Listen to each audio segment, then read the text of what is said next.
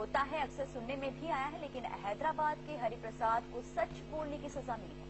हरिप्रसाद ने electronic voting machine में कमी का जब खुलासा किया, दुनिया के सामने इस सच को लाया, तो पुलिस ने उसे ही गिरफ्तार कर लिया।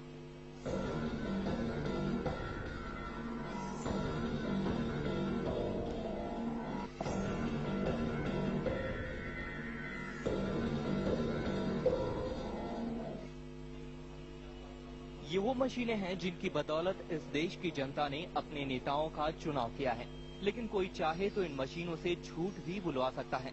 इलेक्ट्रॉनिक वोटिंग मशीन यानी ईवीएम के साथ छेड़छाड़ करना मुमकिन है, ऐसे आरोप तो कई बार कई लोगों ने लगाए, लेकिन जब हैदराबाद के एक शख्स हरिप्रसाद ने इसे टीवी कैमरे के सामने साबित करके दिखा दिया, तो पुलिस ने उसे गिरफ्तार कर लिया।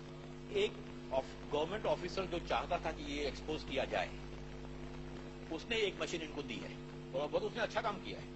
अगर ऐसे कोई नहीं आएगा तो पता कैसे चलेगा?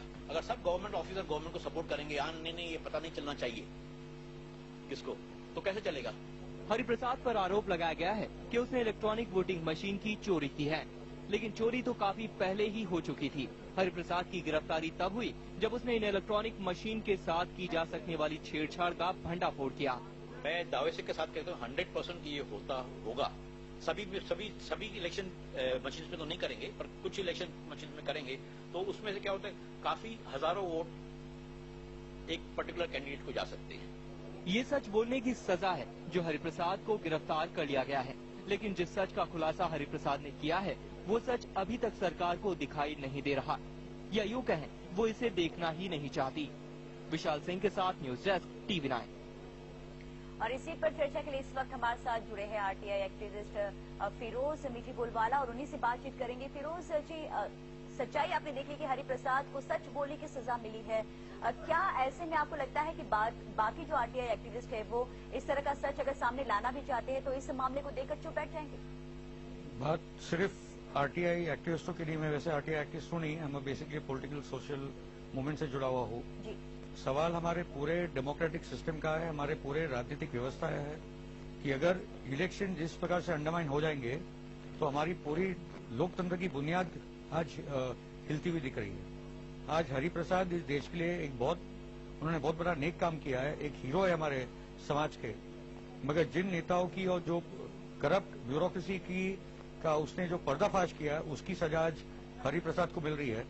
और हमारी जिम्मेदारी बनती है, भारतीय समाज की जिम्मेदारी बनती है कि लोग उठ खड़े हो और हरिप्रसाद के लिए, उसके रिहाई के लिए हम लोग आवाज उठाए, और ईवीएम मशीन की तहकीकात हो, वो हमारी डिमांड होनी चाहिए। ये बहुत खुलकर हमको अभी सड़कों पे आना होगा। तो फिरोज जी, क्या लगता है आपको कि एक इंसान जो सच लाने की कोशिश में लगा रहता है और उसके बाद जब वो सच दुनिया के सामने लाता है तो उसे बजाय किसी इनाम देने के, अवार्ड देने के, इस तरह से जेल में डाला जाता है? इसका मतलब स्पष्ट है कि हमारे पॉलिटिकल सिस्टम में इस किस्म की कुछ शक्तियां हैं जो चाहती कि ये ईवीएम सिस्टम से अभी हमारे चुनाव लड़े जाए, और ये अलग अलग पार्टियों में इस किस्म के लोग मौजूद हैं।